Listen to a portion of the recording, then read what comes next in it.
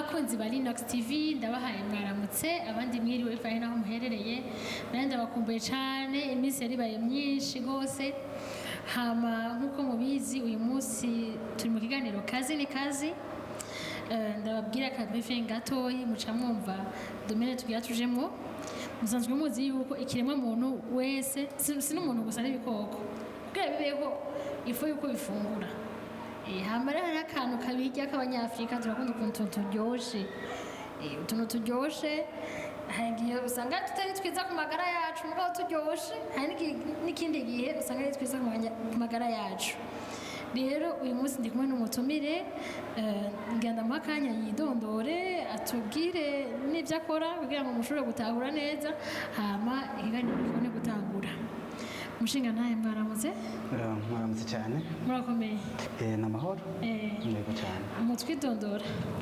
murakoze ku mazina twitwa Mugisha Franck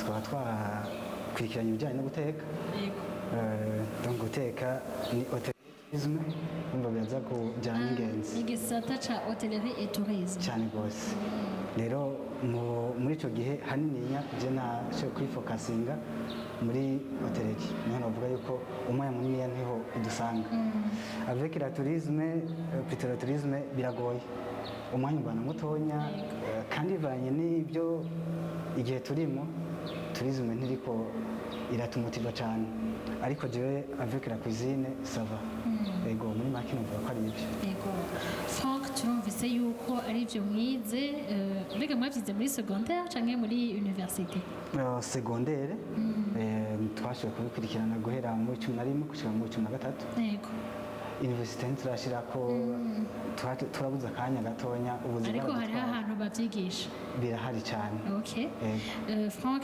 muhejeje ishuri mwagiye muri uwo mwuga ryari mwakurikiranye ibyo mwize kuva ryari ngo tuyagira gatoya yego reka ndabaciye ku mayange twagiye mu ishuri ryo kwiga guteka guhera 2011 gushika 2015 twiga iyo myaka yose twiga ibijyanye no guteka no kurongora ingenzi après 2015 twarasohotse candatangura kuronka akazi ndashimira Imana ngo sinashoboye kwicara muhira nabandanje kandi muri ya domaine nyene nta kindi gisata ndagenda gukoramo buri myaka yose rero gushika n'isaha ino munsi sindiko ndakorera abandi kandi ndakagirako naragira ubwo buntu yego narakoze imyaka itari mikenya ariko no munsi ndigenga ariko ndi muri ya domaine nyene yego cyane none mwatuye ko mwigenga muri gute mwigisha abandi guteka muri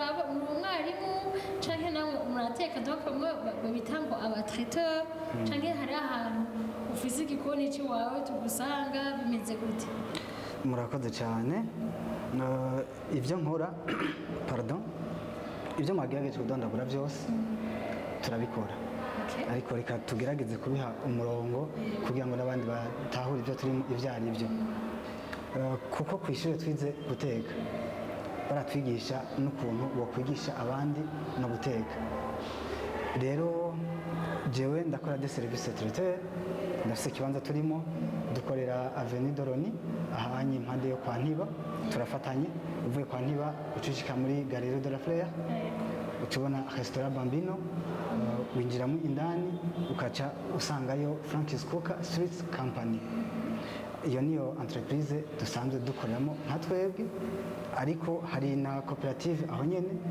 nsanzwe nkurikiwemo yitwa coopérative des hôteliers et guides touristiques abo nabo dukorana mu bijanye no guteka rero je suis formateur muri bo niho cankora cagikorwa cyo kujyanye no gukinjika mu buryo bwo kwigisha rero navuga rero muri make ko ari nk'ibyo urumva turakora no mu manza ama-event atandukanye guteka mu madote predote seminaire n'ibindi yego muri make navuga ko ari ibyo yego cyane murakoze Franck kuva muri 2015 urumva imyaka ntibaye mike mufite abanyeshuri bangahe mumaze gusohora abanyeshuri bangahe gitigiri kuko cogora hari abaje mu ishure, hari abaforme à la ligne, canke hari n'ubundi muhura gutyo nyene akagusaba info zo mw'ibarabara niko novuga, ariko novuga ntihabuze nk'abanyeshure entre y'amajana 200 canke amajana 500 bo bamaze guca imbere y'iwanje bivanye n'abamaze kunyitura ati muze kudufasha iki gisata. Yego cyane. Franck, turakunze kubona abantu b'abashingantahe basigaye bahombera igisata cyo guteka. Turi muri Afurika twari twamenyereye yuko ibintu byo guteka ari ibintu by'umukobwa by'umugore. Mbega igihe waje mu gisata ca hotelerie et tourisme ubwo ni wasanze uri umuhungu wenyene canke byagenze gute? Ntiwagize amasoni ati bazontwenga ndiko ndakata ibitunguru ati bizogenda ukuntu? Icyo gihe byatanguriye turi muri DGM kujya kuntu dutora amasection. Directeur ariko niwe wa mbere yabanje kunyankoraje, ariko hari umundi muticha yaduhe ekonomi vraiment yaranciye intege arambwira ati Franck, kweri ibintu ugiyemo bivanye n'ukunda kuzi nuko noba ndakubona iyi ntabwo ari kariyeri yiwawe, wowe ari kugenda muri bindi bintu byoba bitandukanye n'ibindi, kuko yaciye atangwa kumbwira kote nyine ziri negatifu gusa, ariko ndamubwira ati jewe ibintu nzoba ndabigiyemo kuko numva umwana ibyo nifuza, ariko nagomba kugenda kwiga ibijyanye no kubaka. Oya ntabyo bihuye na gatoya. Bimaze kugenda gutyo numva umenga arandekurajije ukuntu, gusa kubona muri je navuga ati ikintu numva umenga nogikora. Maze gushika ku ishuri vraiment twasanze turi abanyeshuri 80 n'abandi ngira nka 50 bari abakobwa, abahungu urumva ntitwari bakenya na twebwe, ariko wumva umenga ibyo ugiye n'ubundi kwiga sibyo, kuko guteka hacaho n'ibyo kugenda gusasa ibitanda. Umwe uvuze nko kwiga bya hoteleri wumva nko kuri reception, ariko no mu bitanda warajayo. Jewe personnellement uvuze hoteleri mba numva gusasa ibitanda. Okay, numva hari byinshi cyane, hari amadomene menshi bivaye n'ukuntu tubyigira hamwe, aho baza kuguplasa ushobora kuhakora. Jewe rero aho nashoboye kwiplasa nka jewe mu gikoni. Yego cyane. Byo mu reception mu byumba, yego urumva aho uhanshize sinza kwibura, ariko nta byinshi nza gukora, ariko mu gikoni aho nditora. Rero umva by'ubwoba cyangwa kugira isoni. Oya ibyabayeho. Franck, natubwiye yuko mukunda guteka mu mamanza, mu maseminaire etu. Mbega ntibihora bishika ugasanga watetse nk'imfungurwa ubona kumwe batondeka nyene abashefu bawe uko batondeka amapla atandukanye, ariko usanga haje nk'umuntu w'umushitsi wowe uhagaze hajyanye wambaye yataburiya n'akagakofero wishimye nyene ubona ibintu bisa neza, agacaza umuntu akaraba ipla ya mbere akarengana, akaraba ya kabiri akarengana, akaraba gushika kwa nyuma ushaka kuzibona arageze basi ati reka nyihutu basi kinini muri umwanya n'ubara wumva umengo ebana wakoze ibintu bitari byo canke ati nye n'urubanza ari biratambye hari umuntu atagira imfungwa natetse bigenda gute? Bon, abo bantu biva n'ukuntu ubimbwiyemo ushatse kumva ko hashobora kuba hari umuntu yoba yaneguye nk'akantu swat aba yaneguye cyangwa ugasanga aragwaye nk'indwara kanaka arabuze ibyo afungura bice bigenda gute? Nibaza ntibiranshikira keretse bo batakimbwiye abanyene urubanza, kuko abazi abayimvite afise abaribo arakubwira ndafise abantu bafise indwara izi neza ko nagiye bakorera nkaca ku ishuri kandi nkaba nkorana n'abantu bize ibya nutrition. Birashaka kumubaza naje bivanye ukuntu kuri bife ndiko ndabona image iri kwiragenda, ndashaka kuca ndamubaza mwamwipfuza ibiki, kuko hosete nza kuzana kuri bife jemba nifitiye confiance yuko nazanye ibintu bimeze neza, rero kimeze nabi ndakigumiza hari inyuma ntacyo no present kiza ko nteze isoni. Rero n'uwo muntu wumva yuko ntibiza kungora cyane, ndaza kurondera udushoboka twose kugira ngo afungure bivanye n'ibyo aza kuba ambwiye yipfuza. Tuvuge ku byerekeye ibirungo, tumaze iminsi tubona hari ubwoko bwinshi cyane bw'ibirungo mu gatondo mu ijoro turaja kuryama bukeye tukaba dusanga hari ikirungo gishasha. yego Mbega abantu muteka ni mwese muzi kudoza ibirungo canke umugani w'abandi ngo turashiramo gushika basokuru bacu batubwiye guhagarika canke muravyigira mubigenza gute? kwicanye mumbajije ku kijanye no gushiramo ama épices. Yego. Icyambere ama épices hariho les épices ziri naturelles n'izindi zamaze guca mu industrie. Novuga yuko igikoni kizima nabakoresha ama épices ari naturelles. Ivyo navyo uramenye ukuntu udoza bivanye ukuntu ugenda umara iminsi mu kazi, uramenya ati shizemo utungana gucyanye ni birakwiranye. Wihenze ntawe utihenda ariko si kenshi. Rero ku makote yose nta mpungenge, urumva uri mu kazi uramenya ati jenye gucyanye biza kuba bimeze neza. Rero ibijyanye n'ama épices n'umuntu niwamenya ati ndashyiramo utungana gucyanye nta kibazo kinini. None muteka imfungurwa zigeza umuceri baragerarana canke murateka n'utuntu maze muteka utuntu patisserie utuntu dusambusa udutungura ibyo byose yego kw'ibyo mugize turabiteka. Burya nta mfungurwa mbi zihaba. Oya ibyo bodondagura byandi byose bahava banga. Hariho iyindi ekipe ayiza gusanga ari byo bifungurwa bya mbere byiza. Umbwiye muri patisserie ndahari, umbwiye muri cuisine isanzwe y'abantu dufate isanzwe reka mfate cuisine diététique. Iyo sinavuga ngo yasanzwe ariko niyo cuisine nziza ivura. Cuisine moderne ni cuisine nza gushyira muri y'ama épices byinshi cyane ndayivange. Ibyo byose ndahari. Niyo mpamvu navuze ko ndi umuformateur. Urumva muri ama kategori yose ntegeze kuba ndahari. Rero ndahari nta namwe bazombura. Kandi hose tugusa umuntu akeneye n'amapatisserie yakusanga hajya watubwiye kuri Avenue de l'Union cyane. Patisserie cha twifokasinga hanini muri gato. Cyane gato aryoshe. Yego cyane. Mwavyumvise? Turize vraiment. C'est bien. None ga Franck. Yes. Ndakubaze akabazo kari un peu pertinent. Mwibona hehe mu myaka 5? Je mu myaka 5 bivanye na jewe. Kumvanye na wewe aho wibona ubu wibona hehe mu myaka 5? Donc mu myaka 5 mpere nko ku bantu dukunze kuba turi kumwe muri formation, nkunze kubibutsa ati burya atafoto nta cyabaye. Okay. Atafoto nta cyabaye. Rero nka jewe mu myaka 5 uraza kudufotora justement by'ukuri ntiyutagira archive ninzohava nibuka by'ukuri ko jewe natwe tuzoba twarahuye. Rero nka jewe nka Franck mu myaka 5 iri imbere nzoba ndiko ndamanaginga ibirengeye ibyo umuntu yaba yibaza ino munsi. Bivanye naho ngeze ko ndazi imyaka noba naramaze rero nciye ngenda kuraba mu myaka 5 nayo nzoba ngeze kure cyane.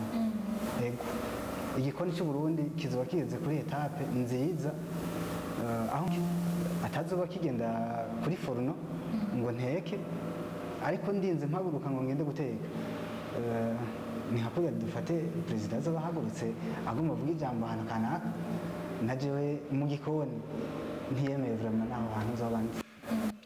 Turakunze kumva ngo imfungwa ziciye ku mbabura ijya mbabura y'amakara ngo ziraryoshe gusumba mu imfungwa ziciye kuri cuisine ya gaze. Nivyo? Ego kubera cuisine ya gaze irabenyarutse cyane. Amakara ni naturel. Ni nkuko wokotsa inyama kuri gaze n'undi akaza kotsa ku makara. Inyama nabizi biratandukanye. Zirinze z'ibinyama n'ifungurwa ubwazo nazo nyine zimeze ko image n'imwe. Hama dukunze kumva ngo ifungurwa zitetswe mu nkono y'ikirundi ndakubwa za ruguru zo mu nkono y'ikirundi ngo ziraryoshe gusumba ifungurwa zo mu isafuriya navyo bigute. Itandukaniro aho riri urabona ibumba ni ibumba nyine ry'ikirundi nta bintu biza kutwica burya birimo kubwiye kuraba n'amazi bivanye n'ivyigwa twize.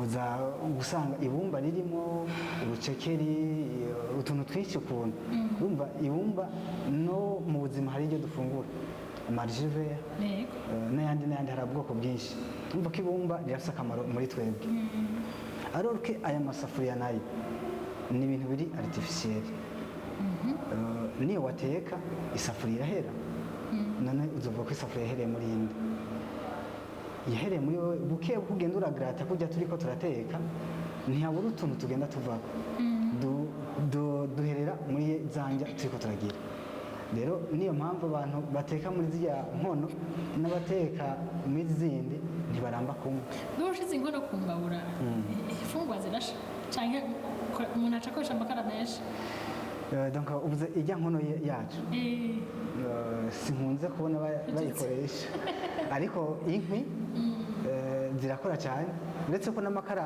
agira ariko inkwi ziranyarutsa cyane ndakubaza kandi kabazo rero gashushe umunsi wa mbere avuga ati Franck ngo hano uteke ahantu waratsegeje wariyemeye nigiki utazofora nibagiye cyoba caragushikiye umunsi je ngenda guteka n'ibyo abantu baba batazi je nagiye guteka ntaragenda no kuvyiga j'étais en deuxième année aho yano yatugisiyo bushaje ntumbi warasanze guteka rero imbere yo kuvyiga jewe nibaza yuko nari ndabizi nakuriye mu masikoti abantu twajyana mu masikoti imfungurwa nateka bari babizi nasivye baravuga ati wapi idufungura turakora ego vraiment baravuga ati Franck ko ataje ika iza ko imeze nabi rero icyo gihe niga mu 10 nari mfise umugenzi arambwira ati je hari umuntu yantumye ko ndondera umuntu ateka none ko nabonye uhoro dutumira muhira je narorganize nyine utuntu nkatumira abagenzi ingo murabe ibyo nateguye twari tubisangira rero icyo gihe numvise ko bampaye diri yo guteka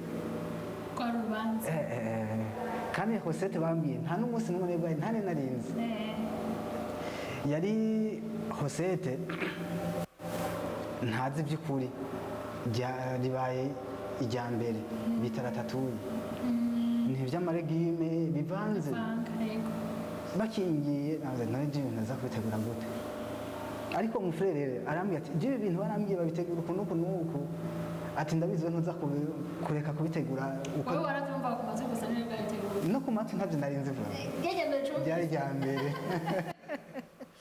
yemera ku iyo hosete amasarade nenze kubitegura imiceri n'ibindi ibyo nari ndabizi vuba ariko iyo hosete nicyo ahubwo nza kuba presenta yuko kimeze neza gusumba n'ibindi kuko navuga ati ibi ntawe ubizi naje uretse yuko nanatangaye je ngo ahubwo nza kubatangaza apana yuko baza kuntera ubwo oya akahanda kiyemere ko natetse numva ari byiza cyane Franck tugushimire cyane wakoze kutwitaba mwumvise ahari mukaba mwifuza kwiga guteka cyangwa mushaka kugira commande ya service traiteur cyangwa y'amagato cyangwa icyo ari cyo cyose en rapport avec la cuisine Franck tugushimire cyane ngahagarukiye ikiganiro cyacu kazi ni kazi mwari kumwe na Gloria Villa Mugabekazi ndabakunda cyane dushimire na Alain Furanzima yari mu buhinga bw'ivyuma nk'abandi basezeye ndababwira ati umukama bagire neza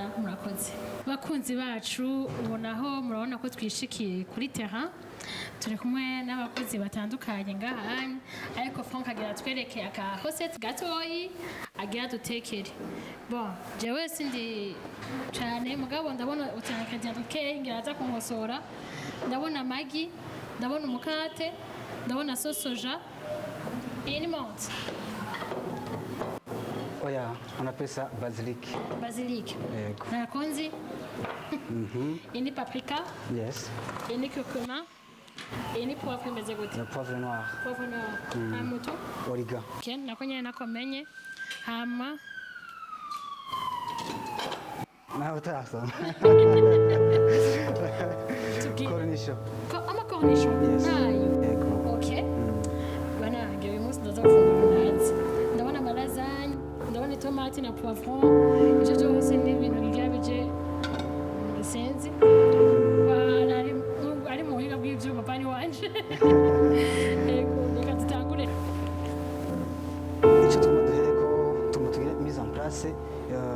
ka omelette ntibiza guteba ni dorari zanyu ntabwo biza guteba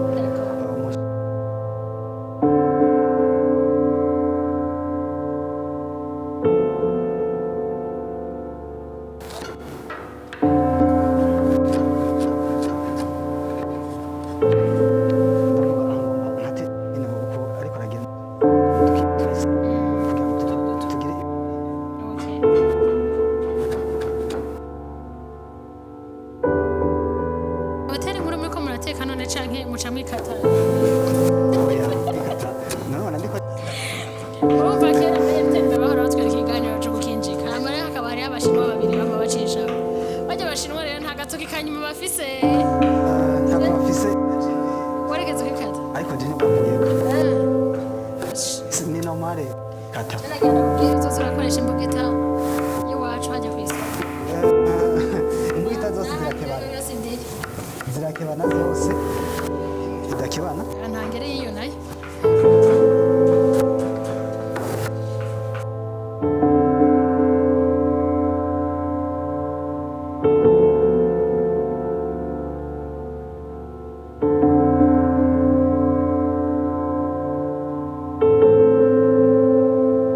kora ibintu n'ingoga nategura lasagna yanjye yes duto duto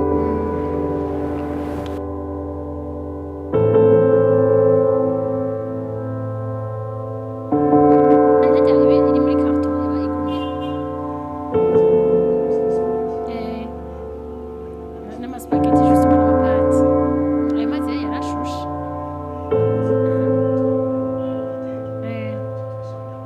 okay ashushe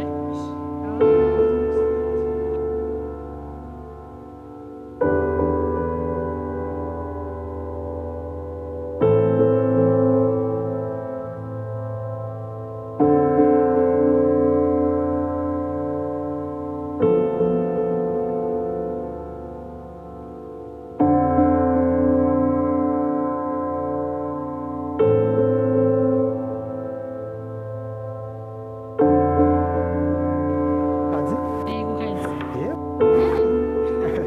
kubera iki umujeti ntibaze kunsaba oya kaza kuri zaje nimuza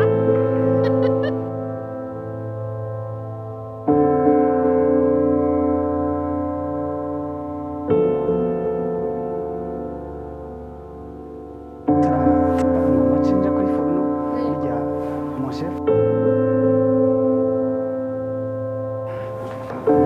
igira imwe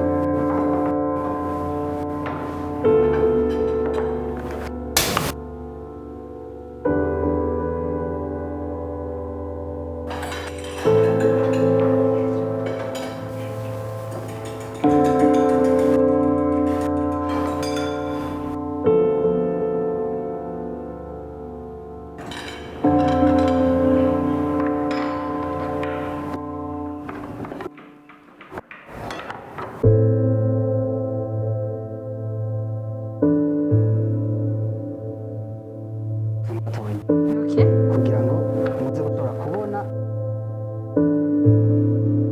d'accord ibi ndategura muri Francis Cocaine ni kugira ngo twerekane umutembera canke umuntu w'umukiriya ntumurindirize umwanya muremure yego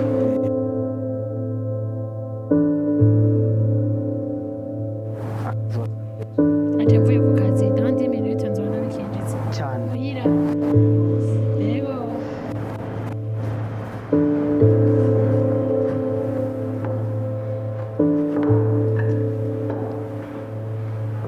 urabona yuko ntitubita oya mbere turava tubyitiza okay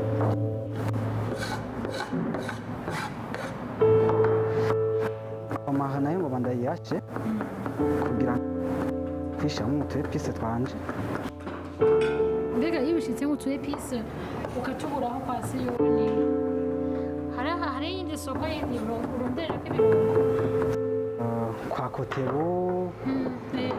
Nafise kwa pasiyone tubona kuri Kotebu. Ajya amasoko abiri. Yego sha. Hajya birahari Asiatique. Aho se ni hamwe. Hari hanze. Hari ni henshi. Okay. Yego.